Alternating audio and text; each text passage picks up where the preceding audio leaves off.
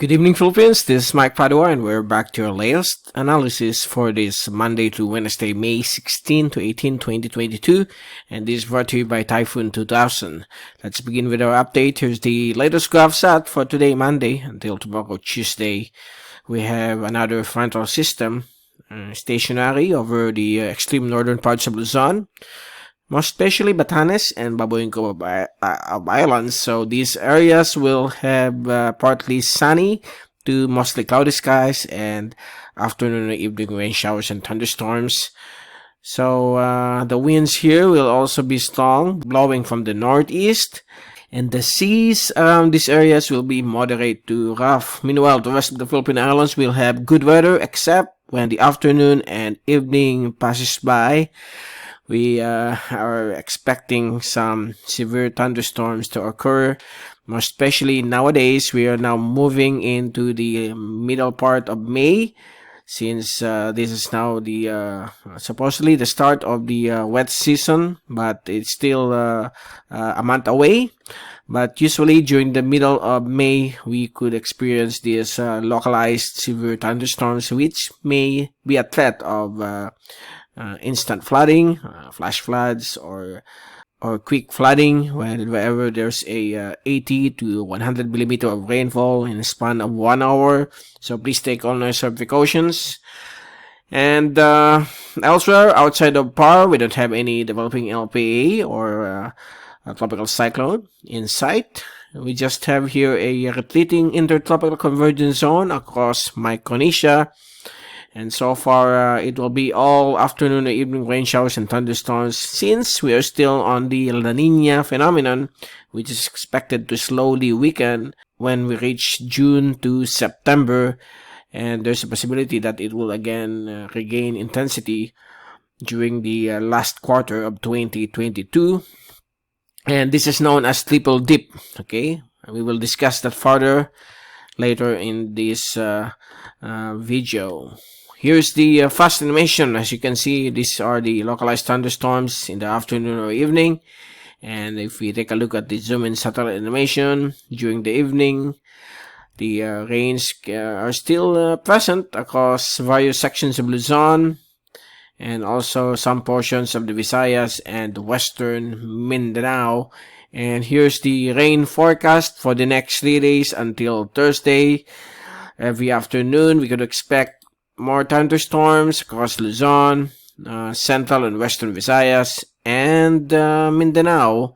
And on Wednesday afternoon, same situation will be expected across Luzon, Mimaropa, some portions of the Visayas, and Mindanao. And there will be also some thunderstorms in small areas of the Bicol region. And on Thursday afternoon, thunderstorms activity will still prevail over northern and central Luzon, including Metro Manila, southern Tagalog provinces, Mindoro, Palawan, Visayas, and Mindanao, while over the Bicol region there will be some medium to lower chances of thunderstorms, particularly over Camarines provinces. So that's the rain forecast. So when we take a look at the rainfall accumulation forecast until Thursday, most of the rainfall due to severe thunderstorms are concentrated along the Luzon mainland, particularly northern and central Luzon, as it is near to a stationary frontal system, which will be affecting extreme northern Luzon for the next 3 days. While some isolated thunderstorms will be expected as well across western and central Visayas and some portions of Mindanao as well as Palawan. And for the wind forecast for the next 3 days, the Philippine Islands will remain variable winds. There will be winds from the southeast along the east coast, while southerly winds along the Visayas and the western sections of the country, as the frontal system remains here across extreme northern Luzon. On Wednesday afternoon, continuing southeasterly to southerly winds with variable winds will be expected across inland Philippines. And on Thursday afternoon, some southeasterly to easterly winds will return across the southern and central Philippines, and southeasterly to southerly winds across the eastern and western seaboards of Luzon. The middle of Luzon or mainland Luzon will have variable winds with unstable air masses which could produce more thunderstorms, particularly in the afternoon or evening. Now here's the latest La Nina update issued for this early May.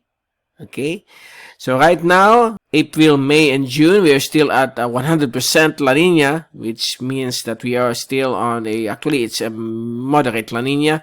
And by May, June, July, and May, June, July, and June, July, August, it will start to weaken. As you can see here, okay, it will move down to 68% come June, July, August, and then it will be at lower levels, still above normal, okay, between July, August, and September at 58%. So at this time, during June, July, August, September, October, it will be back to neutral conditions, and come September through December until February, La Nina conditions will again peak just a little bit around the lower, around slight levels at 60%. So we expect another round of La Nina, although it will be somewhat lighter, okay, slighter, I mean. So expect that. And this is known as the triple dip La Nina. When we say triple dip, this is 3 years of consecutive La Nina climate. As you can see in the historical graph of the El Nino La Nina, here's the previous triple dip La Nina. We have the first one in the 1973 to 1976. Then the second one happened during the 1998 to 2000. 1998 to 2000 to 2001, and then here's the new one that could be expected this coming fall to winter time. So it happens every 20 years. So expect more rainfall across the Philippine Islands, above average rainfall, particularly during the fall months until December through early 2023.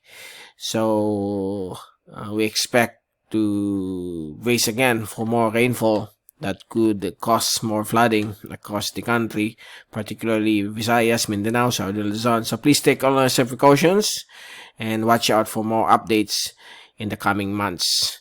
So there you go. That's the latest for today, Monday evening, and we will return again within the next couple of days from Typhoon 2000. This is Mike Padua reporting. Stay safe always. Be #WeatherWiser. And thank you so much for watching our channel.